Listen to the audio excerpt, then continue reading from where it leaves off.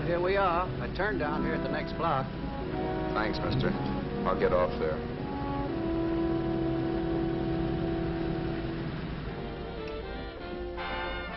Want anything else? No. Hey, you. Me? Yeah, you. Where you heading? East. Too bad. I thought if you was heading north, I might be able to help you out. I'm pushing the Salt Lake, and I don't like to ride it alone at night. I'm one of those guys that got to talk or I fall asleep. Oh, sure, now, my partner, he's got Lou to keep him company, but I ain't got nobody at all. Where you coming from? West. Yeah, sure, I know, but where, L.A.? Maybe. Got a cousin out in L.A. You don't say. Yeah, he's been out.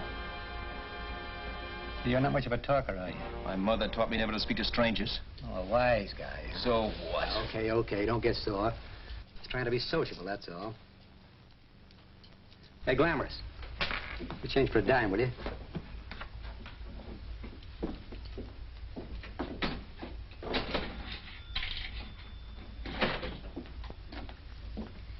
Let's have something quieter this time, Joe. My head's splitting. Is that what's wrong with it? Done with your coffee? No. And don't rush me, will you?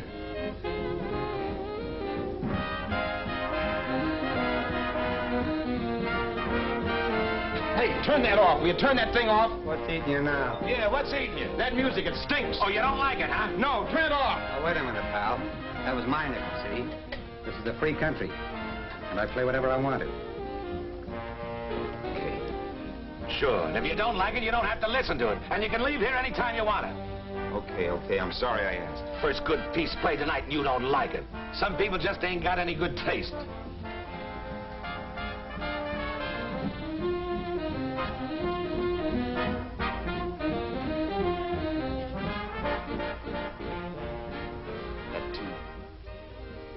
Tune.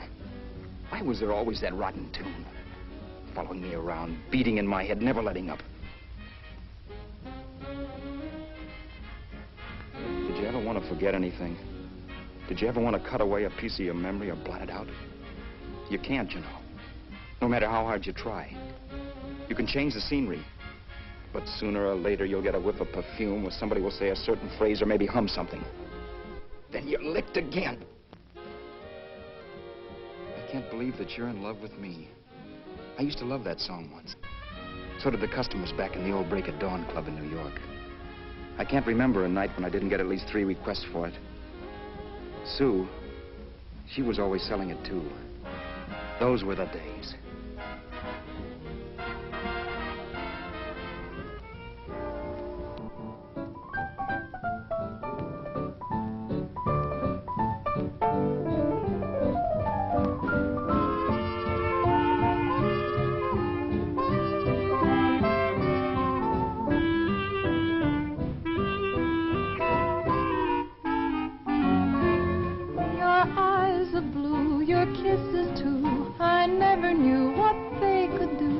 I can't believe that you're in love with me. You're telling everyone you know that I'm on your mind each place you go. They can't believe that you're in love with me. I have always placed you far above me. I just can't imagine that you love me. And after all is said and done, to think that I'm the lucky one, I can't believe that you're in love with me.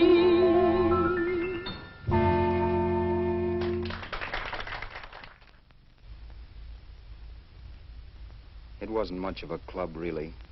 You know the kind. A joint where you could have a sandwich and a few drinks and run interference for your girl on the dance floor.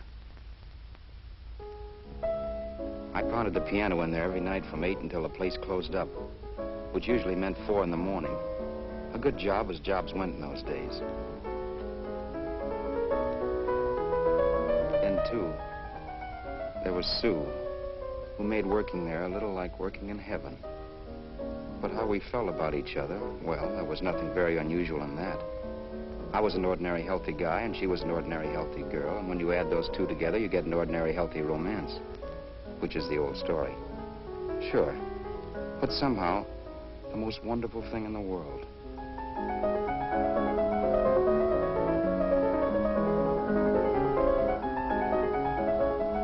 All in all, I was a pretty lucky guy.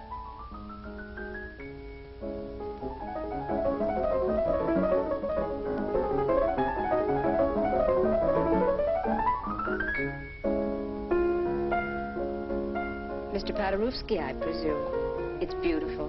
You're going to make Carnegie Hall yet, Al? Yeah, as a janitor. I'll make my debut in the basement. I don't blame you for being bitter, darling, but you mustn't give up hope. Why, someday... Yeah, someday. If I don't get arthritis first. In the meantime, let's blow this trap.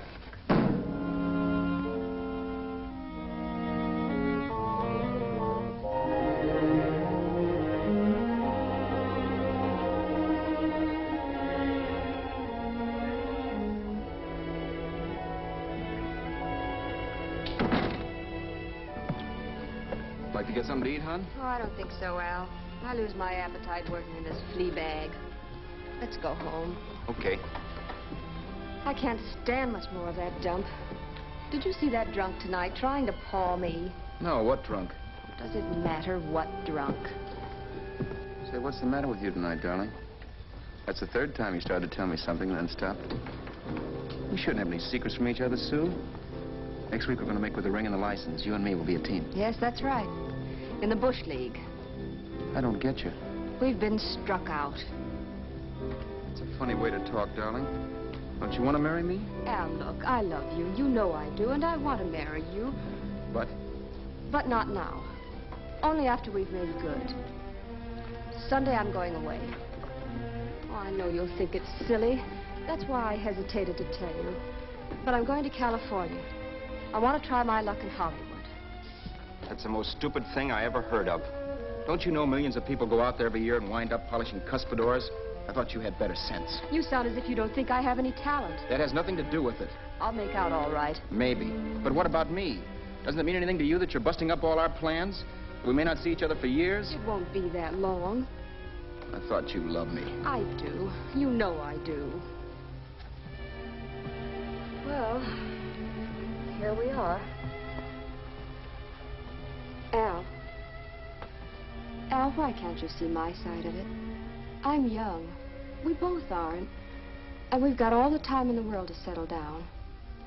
Oh, really, darling, what I'm doing is the only sane thing to do. I hate the thought of being so far away from you, but we'll be together again someday. Maybe you'll decide to come out too later on. So long. Al, aren't you going to kiss me goodnight? Sure. Why not? Good night.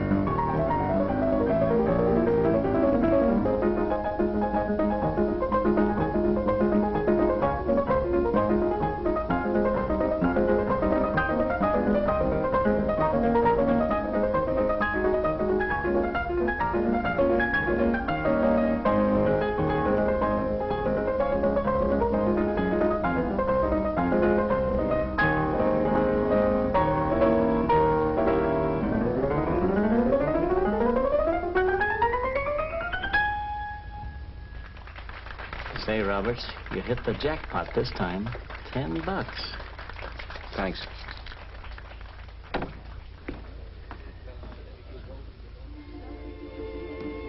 So when this drunk handed me a 10 spot after a request, I couldn't get very excited.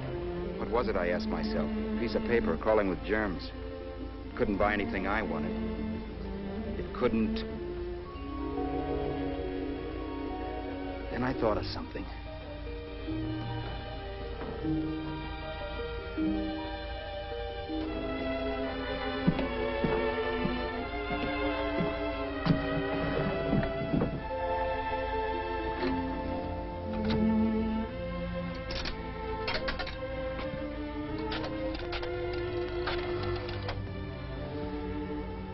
Long distance. I'd like to put a call through to Los Angeles. Miss Harvey. Sue Harvey. Harvey. The number is Crestview 65723.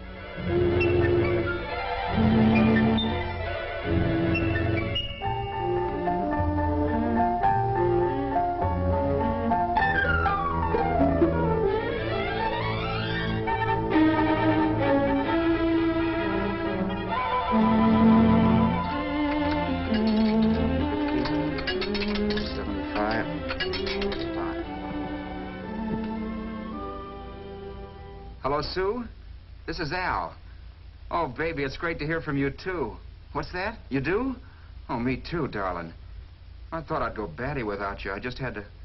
Huh? You're working as a hashlinger? Gee, honey, that's tough. Those guys out in Hollywood don't know the real thing when it's right in front of them. You just stick it out, Sue, baby. Keep going around to those casting offices. I'm sure you'll click. Look, I'll tell you what. You stay put out there, I'll come to you. No, don't try to stop me. Just expect me. Train? Who knows? Train, plane, bus, magic carpet. I'll be there if I have to crawl. If I have to travel by pogo stick. And then, let's get married right away, huh? That's the stuff. That's what I've been wanting to hear you say. Well, goodbye for now. I'll be seeing you soon. Yeah. Bye. The only way I could cross country was to thumb rides. For even after hawking everything, I only had enough money to eat. Money. You know what that is. It's the stuff you never have enough of. Little green things with George Washington's picture that men slave for, commit crimes for, die for. It's the stuff that has caused more trouble in the world than anything else we ever invented. Simply because there's too little of it.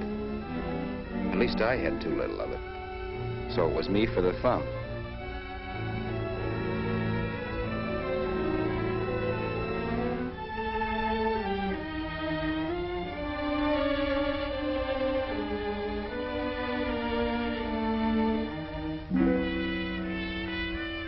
Ever done any hitchhiking? It's not much fun, believe me. Oh, yeah, I know all about how it's an education, how you get to meet a lot of people and all that. But me, from now on, I'll take my education in college, or in PS 62, or I'll send $1.98 in stamps for 10 easy lessons.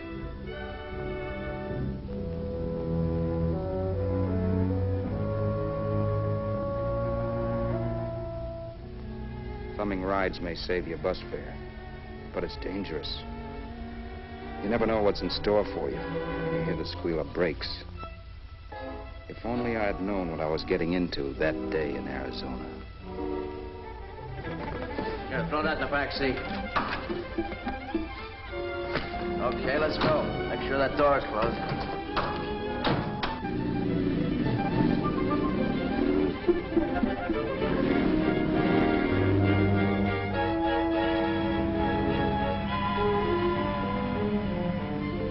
You know, Emily Post ought to write a book of rules for guys thumbing rides. Because as it is now, you never know what's right and what's wrong. We rode along for a little while, neither one of us saying anything. I was glad of that. I never know what to say to strange people driving cars. Then, too, you can never tell if a guy wants to talk. A lot of rides have been cut short because of a big mouth. So I kept my mouth shut until he started opening up. Hand me that little box in the compartment, will you, pal? Hold the wheel, will you?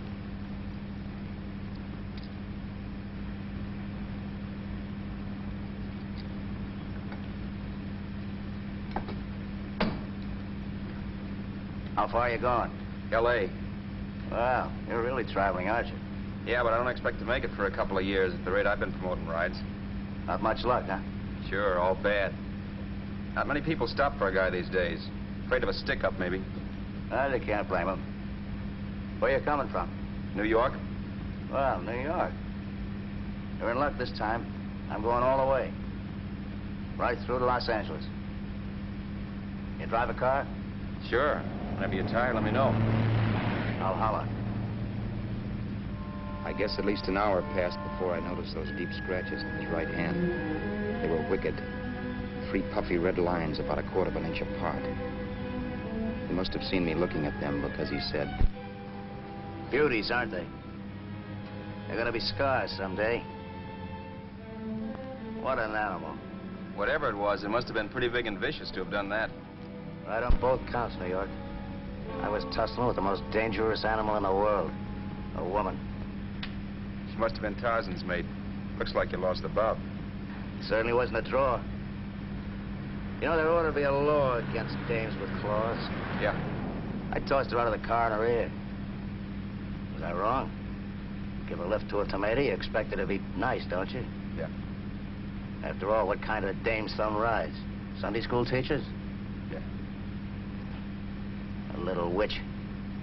She must have thought she was riding with some fall guy. And me, who's been booking horses around racetracks since I was 20. I've known a million dames like her. 2 million. Yeah. Stopped the car, opened the door. Take it on the Arthur Duffy sister, I told her. That's the stuff. As that was done, huh? But if you want to see a real scar, brother, get a load of this. Wow. I got that one dueling. Dueling? Yeah, we're just kidding, of course. My dad owned a couple of Franco-Prussian sabers. Kept them on the wall for decorations. Well, one day, the kid and I took them down. When the old man wasn't around, had a duel. He got me in the arm here. Pretty mean cut. Infection set in later. Yeah, I can see that. Now, give me that box again, will you? Yeah.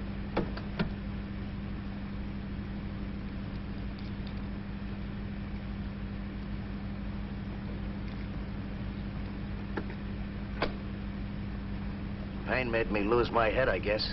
I began slashing. Before I knew it, I'd put the other kid's eye out. That was tough. Well, it was just an accident, of course. But you know how kids are.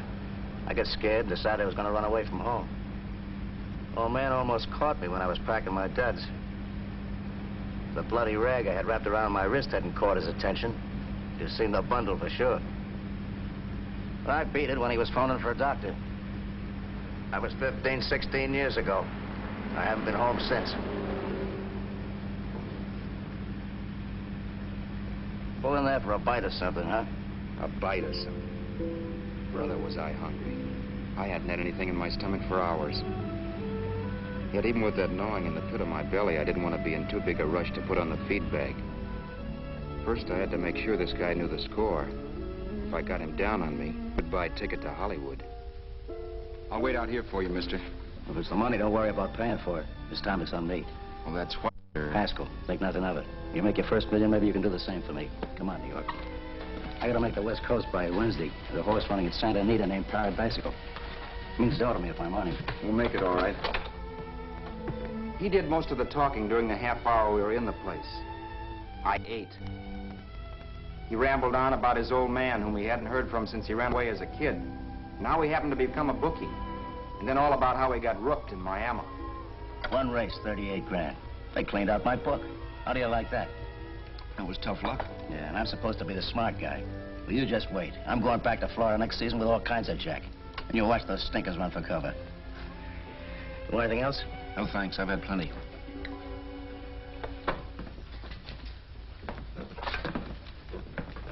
That check there, sister? Oh, just a minute. Your change, sir. Keep it, sister. Oh, thank you, sir. Call again. I'll be waiting outside for you when you finish work. Sharp check, huh?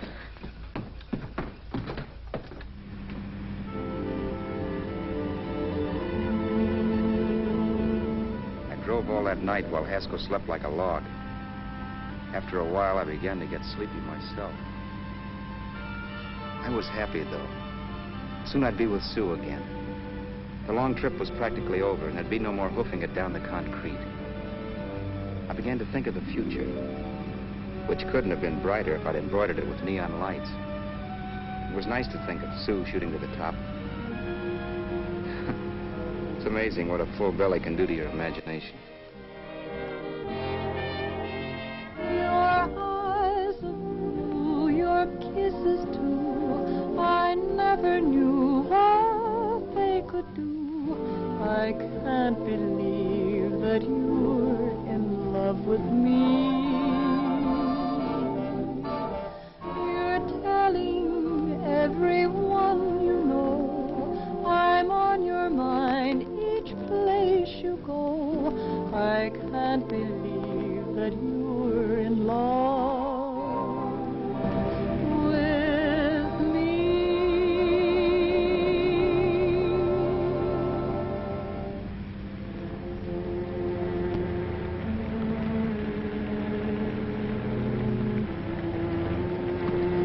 Mr. Haskell. Mr. Haskell. Mr. Haskell, wake up. It's raining. Don't you think we ought to stop and put up the top?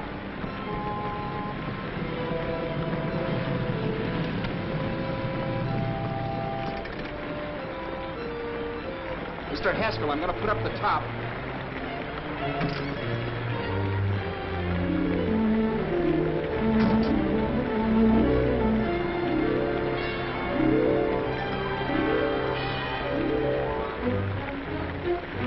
Until then, I'd done things my way.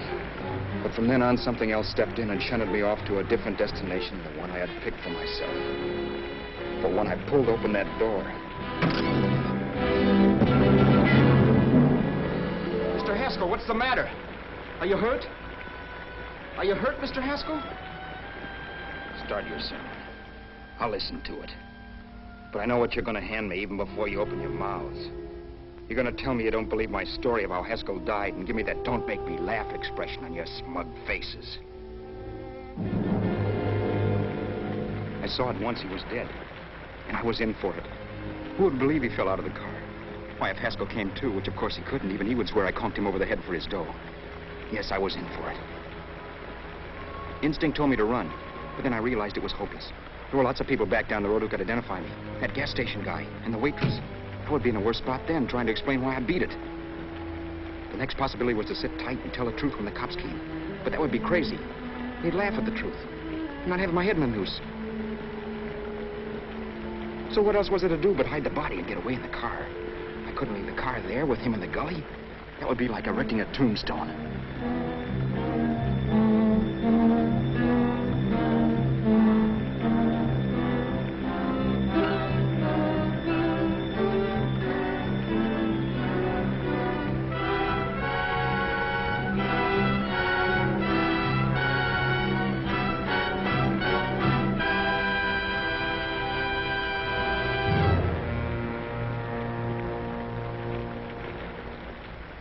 My idea was to cover him with brush, not to rob him. But then I remembered that even if I only drove the car for 100 miles or so, I would need money for gas. Besides, it was stupid of me to leave all that money on a dead man. Not only that, I'd have to take his driver's license in case I was stopped for something. I didn't like to think about it, but by that time I'd done just what the police would say I did, even if I didn't. My clothes. The owner of such an expensive car would never be wearing them. Some cop might pull me in on suspicion.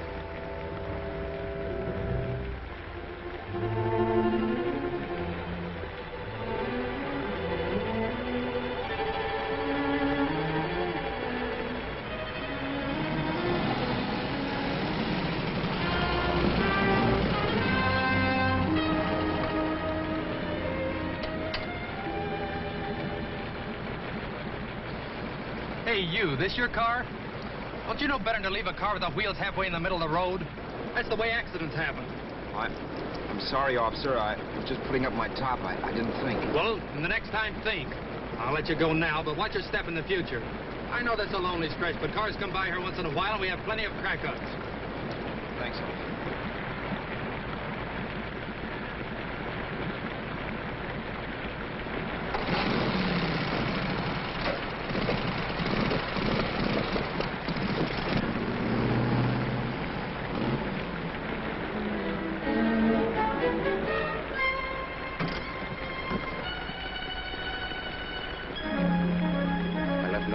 car to give me away as Roberts. If they found a dead man in the gully now, it would be me.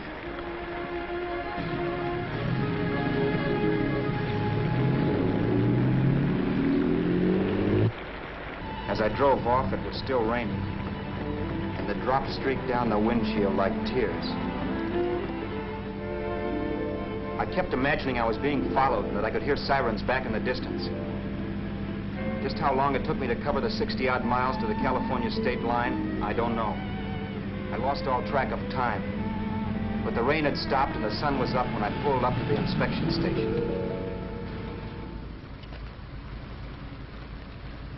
Hello? Carrying any fruits or vegetables? No. Any livestock or poultry? No. I'd see your registration and driver's license, please. Anything in the baggage compartment? Just baggage. Charles Haskell, Jr., age 30, brown eyes, dark hair. Identifying marks, none. Are you Charles Haskell, Jr.? Yes. Well, remember, if you're employed and you stay over 30 days, you take out California plates. All right, officer, but I'll only be in the state a short while. Right, you can go now.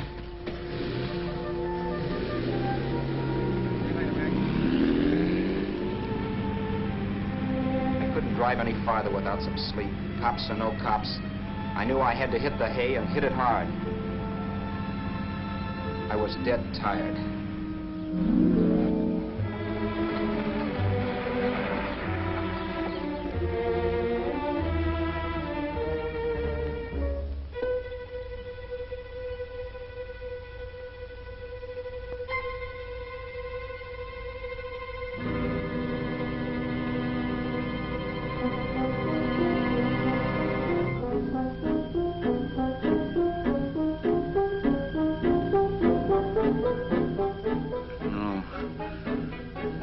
Mr. Haskell.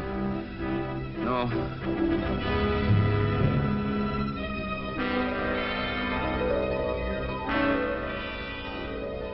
Mr. Haskell, you can't die.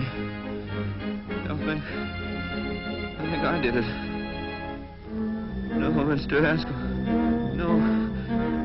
No.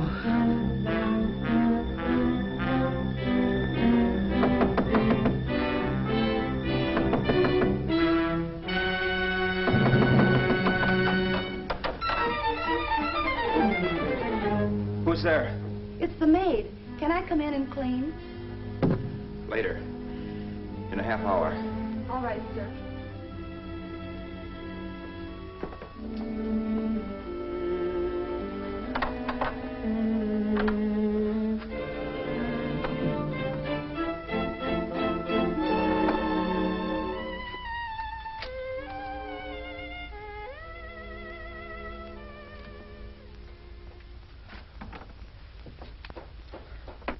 There was no time to lose. Every minute I had to be Charles Haskell was dangerous. And I'd have to be Charles Haskell until I got to some city where I could leave the car and be swallowed up.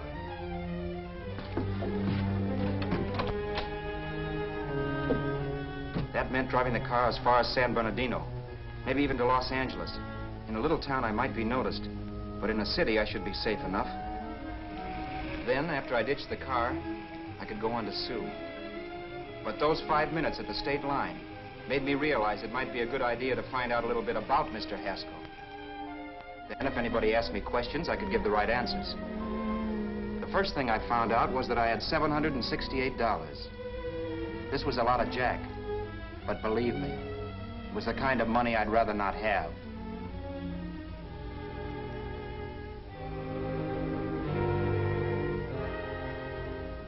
And then I found out from a letter Haskell was carting around in his bag that he wasn't the open-handed, easygoing big shot who went around buying dinners for strange hitchhikers. Before I got done reading it, I saw him more as a chiseler. It was written to his old man in California, the one he hadn't seen in so many years. In it, Haskell posed as a salesman of hymnals, of all things. It was easy to see where Haskell expected to raise a new stake for his book in Miami by rooking his old man.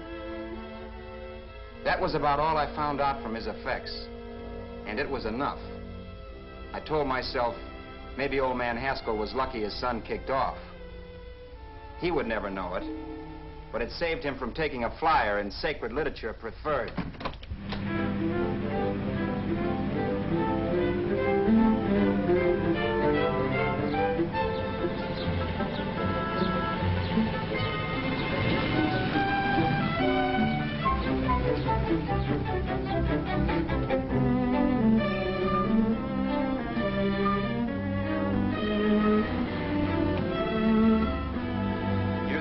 At Desert Center, I pulled up for water.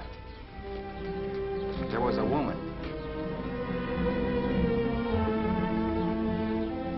Hey, you! Come on if you want to ride.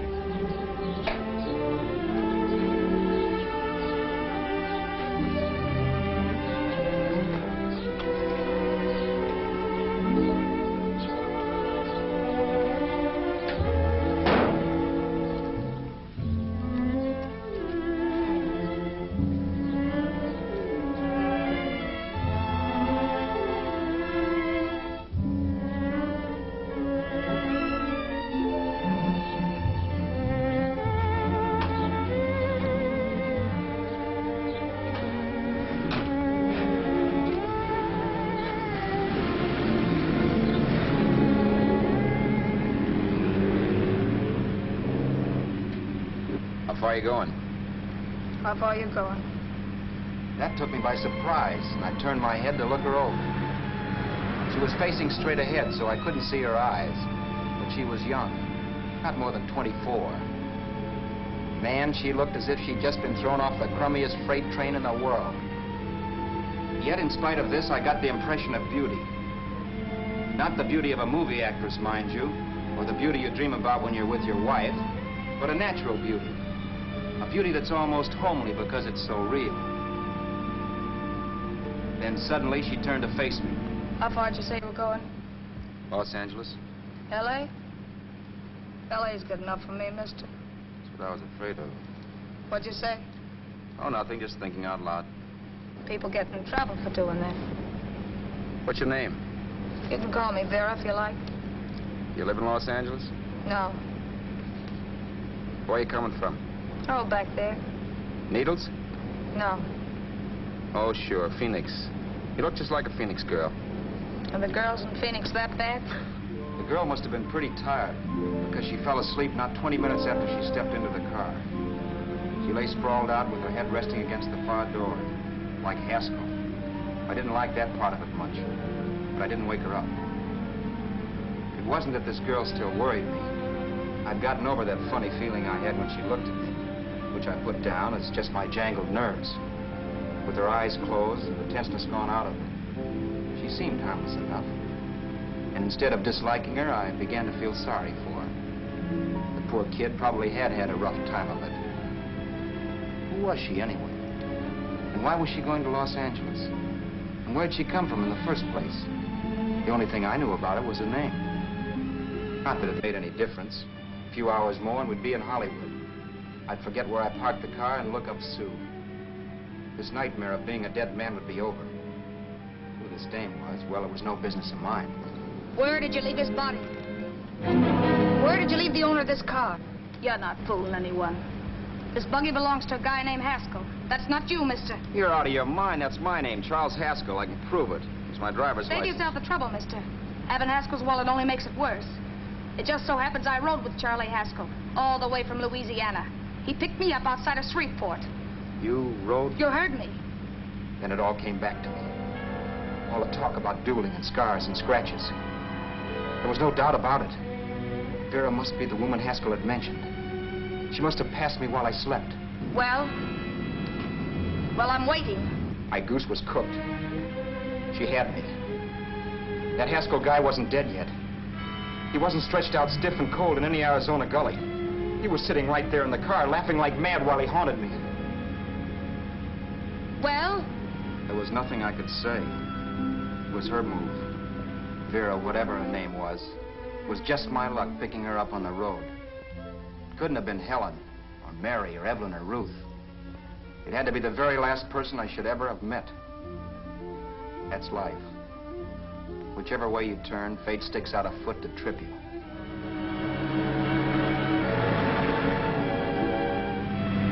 I told her everything, but she didn't believe my story. I should have saved my breath. That's the greatest cock and bull story I ever heard. So he fell out of his car. Say, who do you think you're talking to, a hick? Listen, mister, I've been around, and I know a wrong guy when I see one. What'd you do, kiss him with a wrench? Now, wait a minute. What I told you was true. You see, that's why I had to do it.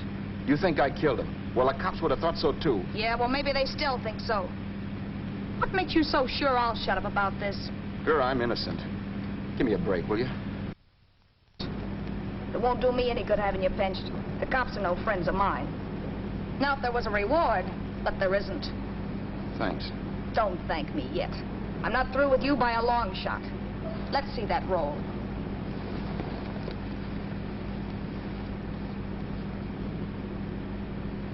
Is that all Haskell had?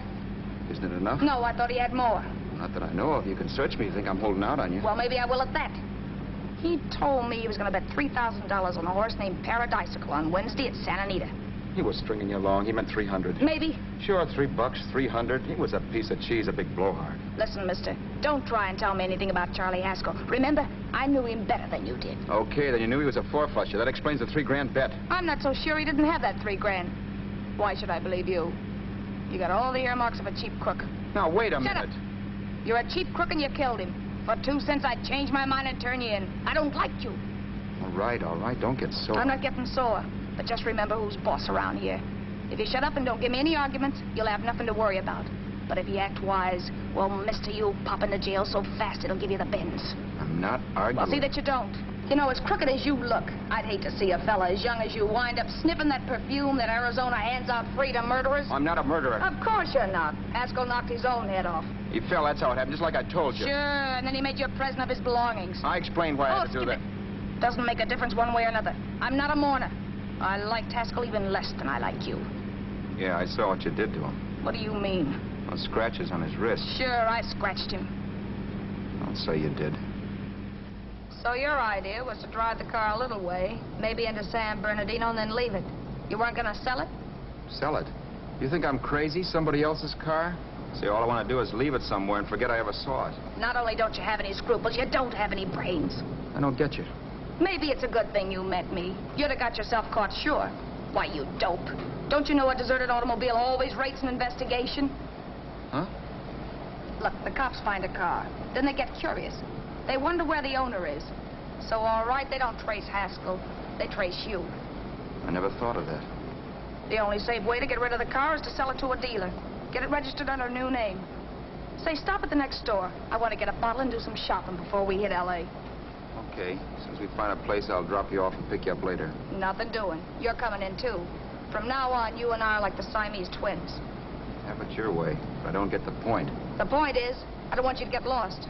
I'm not going to beat it if that's what you're afraid of. I'll say you're not.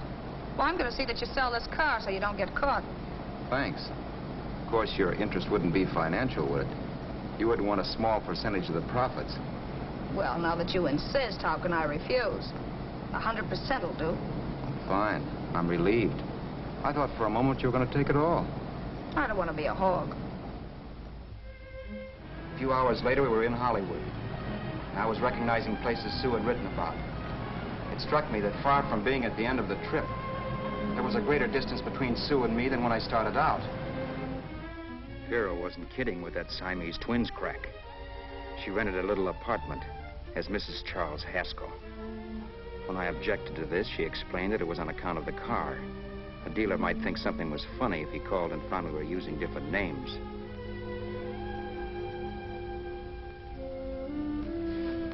Home, sweet home. Yeah. Not bad, either.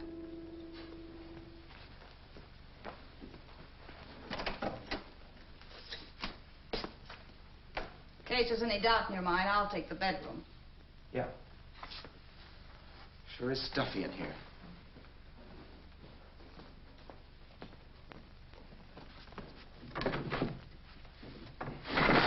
Keep the window shut. Okay.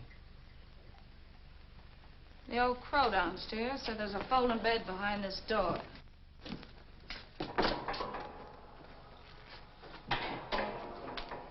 You know how to work it? I invented it.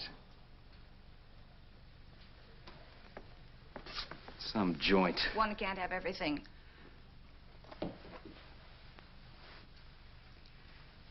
I'm first in the bathtub.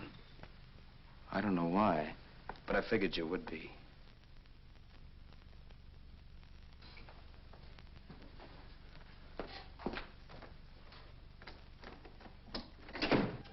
Boy, oh boy. It sure feels good to be clean again.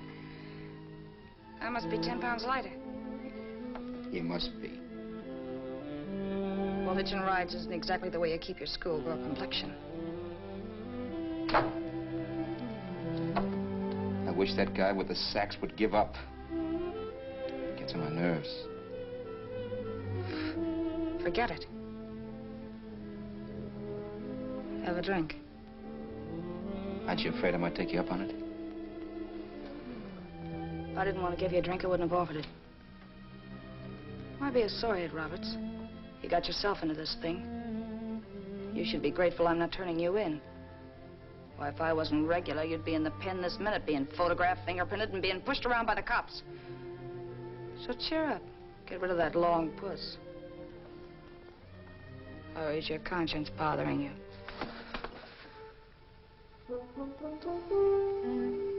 No. It isn't. Swell. That's the spirit. He's dead and no moaning around will bring him back. Anyway, I never could understand this worrying about something that's over and done with. Now look, Vera, for the last time I didn't kill him. Haskell was a sick man. Maybe he was dead before he fell out of the car. I don't know. Sure. He died of old age. All right. So if it'll make you sociable, you didn't kill him.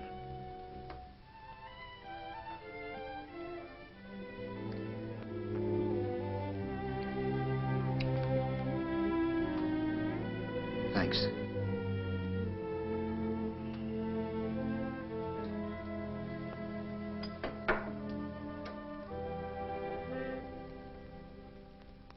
We're out of liquor, Roberts. Yeah. Too bad. I felt like getting tight tonight. Well, I think you succeeded. Am I tight? As a prima donna's corset. That's good. I wanted to get tight.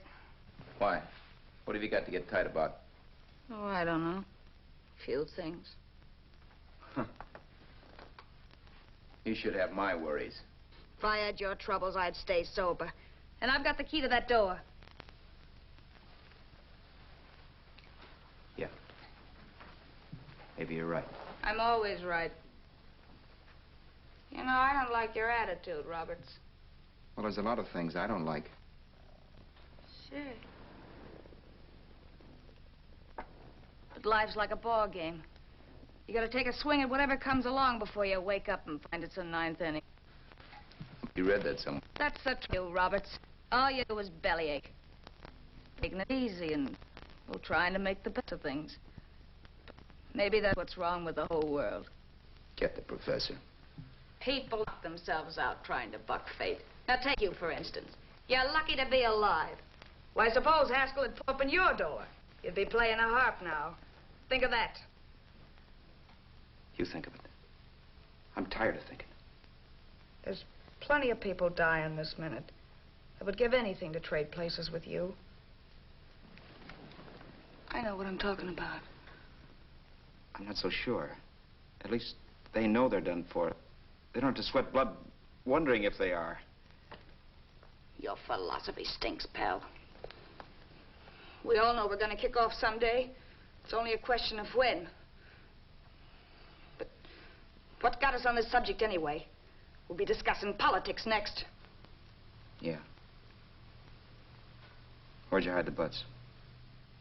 On the table, sucker.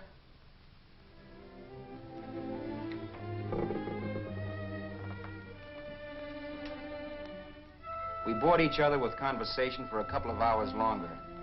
Every 5 minutes, one of us was wishing we had another bottle or a radio or something to read.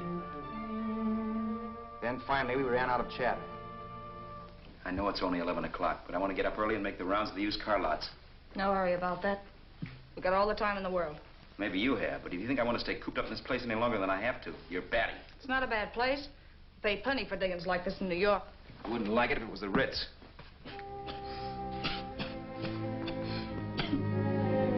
brought me liquor. You got a mean cough. Want to do something about it. I'll be all right. That's what Camille said. Nobody you know. Wasn't that the Dane that died of consumption? Yeah. Wouldn't it be a break for you if I did kick off? You'd be free with all Haskell's dough and car. I don't want to see anybody die. Not even me. Especially not you. One person died of me. If you did, well, that's all I need. You don't like me, do you, Roberts? Like you? I love you. My favorite sport is being kept prisoner. After we sell the car, you can go to blazes for all I care. But not until then.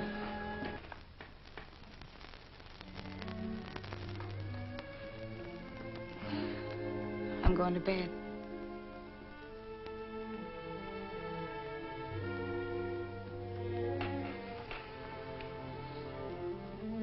Good night, Roberts.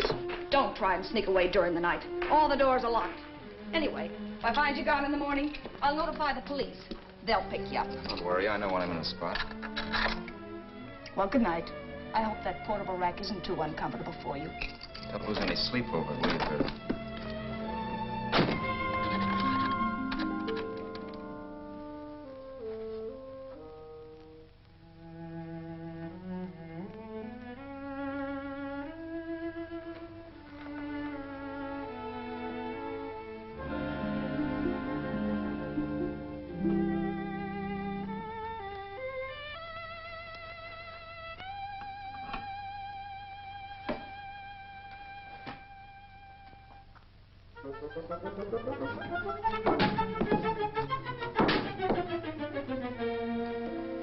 Crisview.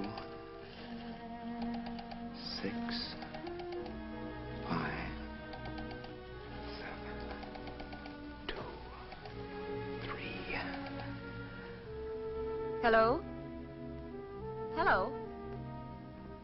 Hello? Hello?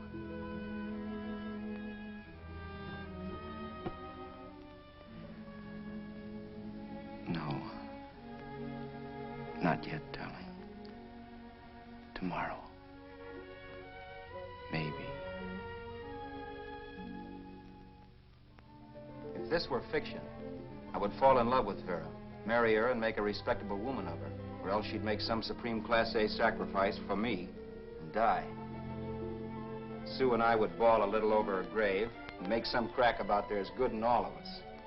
But Vera, unfortunately, was just as rotten in the morning as she'd been the night before. All right, I'm coming. Look, Vera, it's almost noon. So what? The dealers will be there all day? They'll be there all year, too, but it doesn't wait that long. Shut up. You make us like a husband.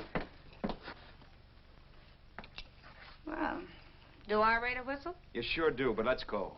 Let's go, let's go. I spent $85 and 2 hours preparing bait, and all you can say is let's go. Come on.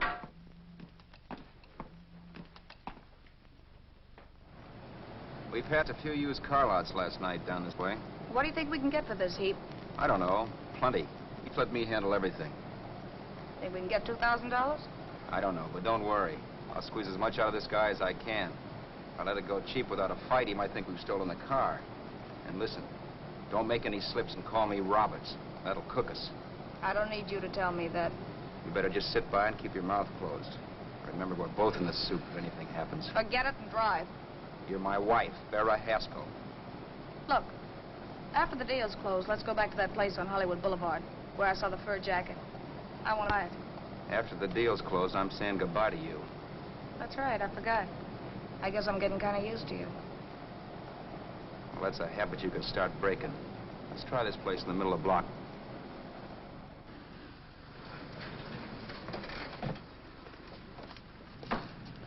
Good afternoon. What can I do for you? We're interested in selling a car. If the price is right. Well, if it's in good mechanical condition, it should blue book for about $1,600. Tony, take a look at this motor. 1,600. Are you kidding?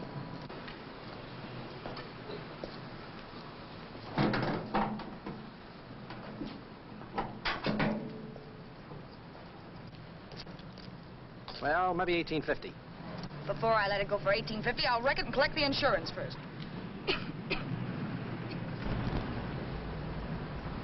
Lady, this motor's seen a lot of driving.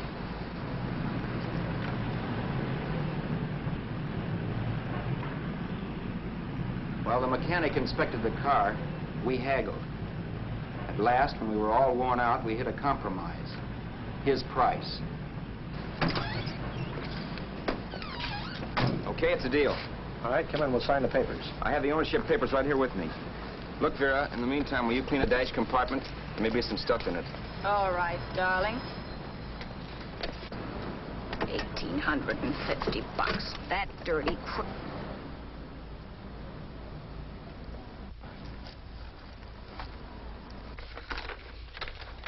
New York, huh? Yeah. But you bought the car in Miami. Yeah. Well, now let's see about the insurance. We can either have it transferred or canceled. What kind of insurance do you have, Mr. Haskell? Well, aren't all the papers there? I don't see any. Surely you know what type of insurance you carry in the car. The name of the company? Yeah, but, Well, if you'll just tell me the name of the company, I'd be very glad to take care of all the details. well, Did you sign the papers yet? not yet. Well, don't. We're not selling the car. Well, wait a minute, Mrs. Haskell. Come on, darling. What's the matter? You changed your mind? Yes, I'm sorry. I guess I have. But, Vera... Let's go.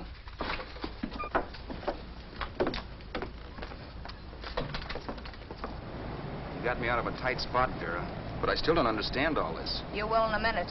I almost threw away a gold mine. 1850 isn't to be sneezed at. The car doesn't book for as much as I thought. We're not selling the car. You want to keep it. Now, wait a minute, Vera. You said yourself I wouldn't be safe until the car was in someone else's name. I'd like to be free of this mess when I go. That's just it, Roberts.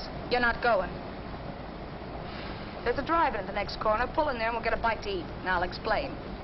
What is this, another one of your brilliant ideas?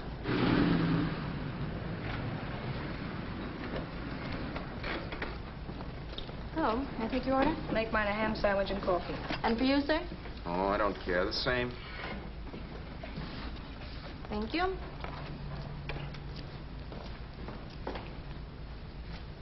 Get this, Vera. I've been pretty patient so far. I've done everything you asked me to do, but no more. Shut up. You've taken Haskell's money. And you can have the dough we get from selling the car. But you're not going to keep me a prisoner. It's a good thing I bought the paper. Take a look at that. Vera, I'm in no mood. Read that.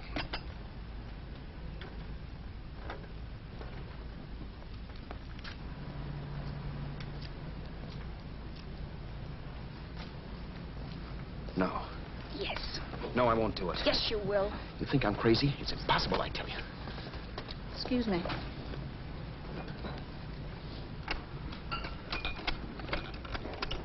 Blow the horn when you're through. No one could possibly get away with an act like that. It'd be wise to me in a minute. Don't be yellow. You look enough like him. The same coloring and the same build. See how his clothes fit you? No kidding, you almost had me fooled for a while. Oh, grow up, Vera. Don't you think a father knows his own son? And there must be other relatives. The father won't have to know you. We'll wait till he gives up the ghost. He's an old geezer and he won't pull through. And as far as other relatives are concerned, they haven't seen you in 15 or 20 years. Eat. I'm not hungry. And I won't do it. It's not as tough as it sounds. Remember, you've got all kinds of identification. His car, letters, license. I could never get away with it. It's the stupidest thing I've ever heard. The old boy has scads of dough. Look in the paper there. Personal fortune assessed at over $15 million. He'll leave plenty, I tell you. Maybe he cut off his son. How do we know? It's out, Vera. I won't have anything to do with it. I think you will. Look, Vera, I'll do anything within reason. But not that. So forget it. Find yourself another stooge. You sap. You'll be fixed for the rest of your life as Charlie Haskell. You can take your inheritance and go away. No more worrying about the rent, no sweating, scheming, wondering where your next meal's coming from. Think about that, Roberts. Vera, please, you're talking too loud. On this, I'm splitting 50-50 with you. Sure, why not? We're both alike, both born in the same gutter. Now, take it easy, Vera. There's people around here. You don't know what you're talking about. We'll wait till we read that old man Haskell's dead. Then you show up. Like you read in New York that he was sick. No. Suppose he doesn't die. He will. I know he will. Something tells me. But as much as I insisted I would have no part of her scheme, Vera was taking it for granted I would. Neither of us had our mind on the cards as we played that night. I knew we were just trying to kill time between newspaper editions. This was a death watch for Vera. Maybe it was for me, too. Don't you realize if I'm caught, they'll want to know where I got the car and stuff, and they'll have me on a murder charge. If you're smart, you won't get caught. I knock for 7. And if I'm caught, don't you realize you'll be out, too? 18 points, that gives me 30. How will I be out? You'll be out $1,850 we would have gotten on the car. Really, Vera, you'd be an awful chump if you threw away all that dough on a dizzy long shot. Let me sell the bus tomorrow. With the money it'll bring and what you've already got, a clever kid like you can run it up in no time. Then we'd both be in the clear. I'll be in the clear anyway. Maybe. Maybe. But if I got caught, I'd get good and sore at you, you know. You mean you'd squeal? Oh, no, not squeal exactly. Never mind what you meant. Even if you did tell the cops I was in on it with you, what could they do to me? They might give me the same medicine they gave you. Yeah. A rope. But I'm on my way now. All they'll be doing will be rushing it. All right. But think of the $1,850 you'd lose. You'd kick yourself along the block if it let get away from you. I'll take the chance. Want another drink? You're being a goon. That's the way people wind up behind the 8 ball. Once they get a few dollars, they become greedy and want more. My. Caesar. Who? You know that Roman general? He got his for being greedy. He wasn't satisfied, so the final wind-up was he took the count. A couple of days ago, you didn't have a dime. Why, you were so broke you couldn't pay cash for a postage stamp. Now you've got almost $700 with $1,850 in the offing. Take my advice. Don't try for more. I'm tired of this game. Let's have some blackjack. Play solitaire. Okay, I will if that's the way you feel about it. That's the way I feel about it. Getting sore and throwing things won't help much, Roberts. I'm really doing you a favor. I help you out of a jam by keeping my mouth shut. I show you how to make some soft money. And what thanks do I get? Thanks. Sure. Or would you rather call the cops and tell them you killed the man and stole his money? I didn't kill anybody. Yes, you did. No, I didn't. You know I didn't. All right, then. Suppose I call the cops. If you're innocent, what do you got to be scared of? Okay. Call them, you mutt. Go ahead and call them, see if I care. At least they'll give me a square deal. You want me to call them? You heard me. But I'm warning you. If I'm pinched, I'll swear you were in on it. I'll say that you helped me. If I fry, I'll get even with you. You wouldn't dare. You didn't. Yeah? Then try it and see. Call them. Yeah. Okay, I will.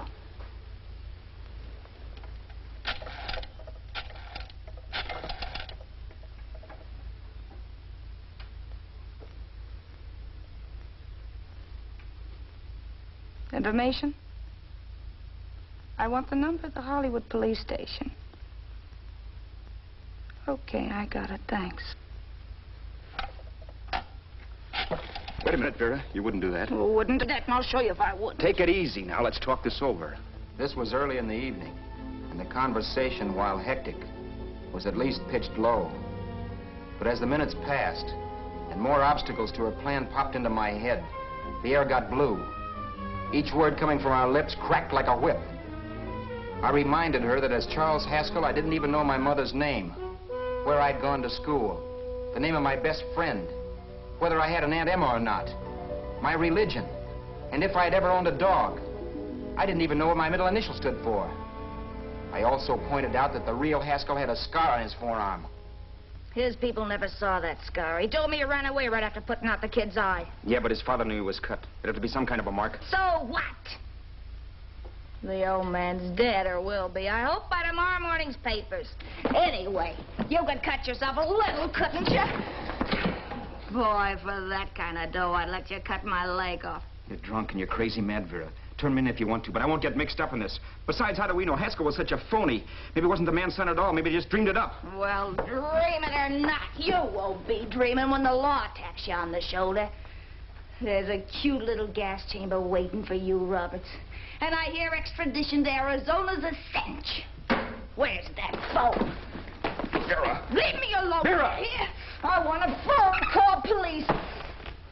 I hate you, you stinker. You leave me alone. I'll let you alone when you promise to leave the phone where it is. You're drunk. You don't know what you're doing. You're hurting me. Will you promise?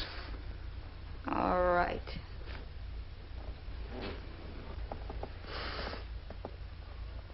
You hurt me. I'm sorry, but... And it's hot in here. Open up a window. It's not hot. Don't tell me. Now, do you do it or do I do it? You're no gentleman, see? Yeah. All right. I'll open up the window.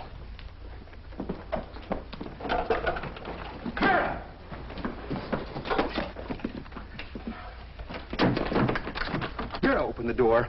Please open the door. Vera, open the door. Don't use the phone. Listen to me. I don't like you, Roberts.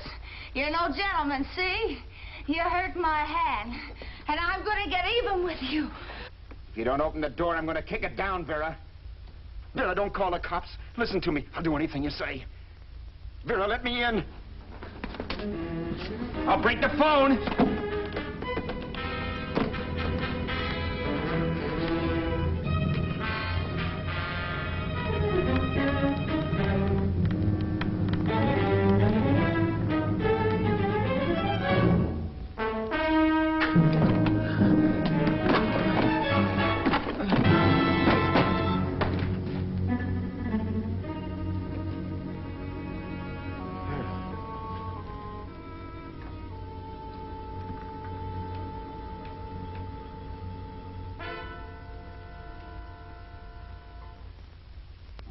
The world is full of skeptics.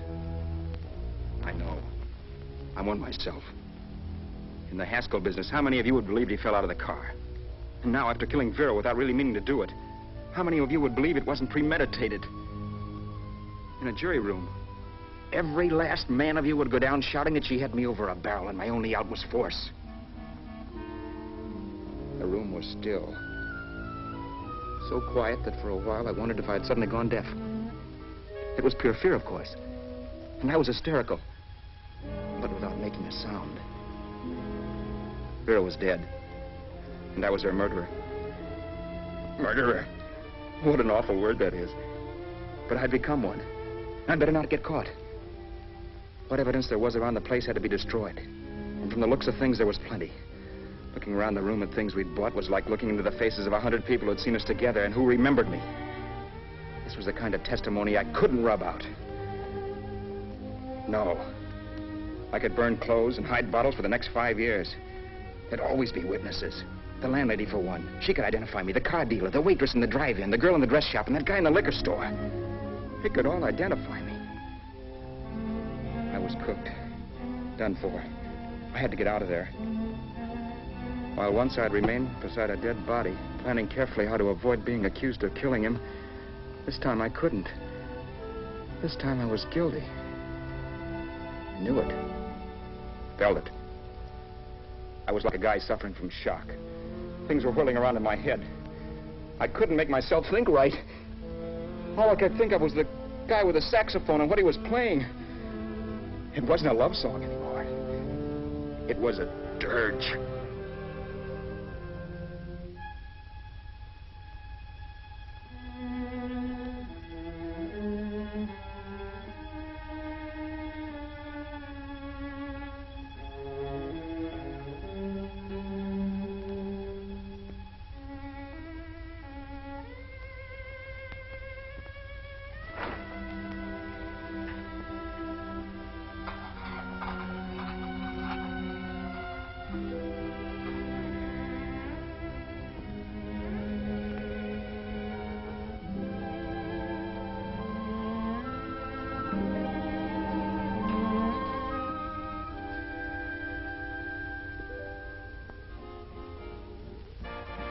My problems weren't solved. I had to stay away from New York for all time because Al Roberts was listed as dead and had to stay dead. And I could never go back to Hollywood. Someone might recognize me as Haskell. Then, too, there was Sue. I could never go to her with a thing like this hanging over my head.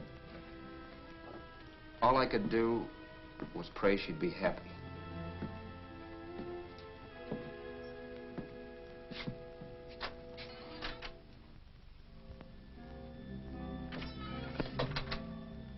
I was in Bakersfield before I read that Vera's body was discovered.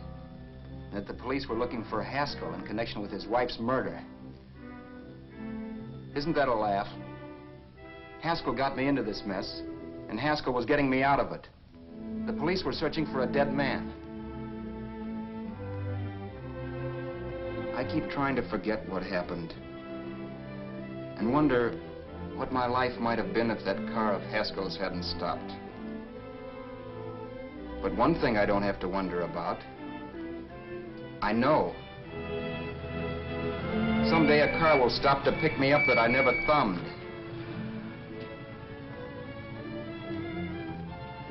Yes. Fate, or some mysterious force, can put the finger on you or me for no good reason at all.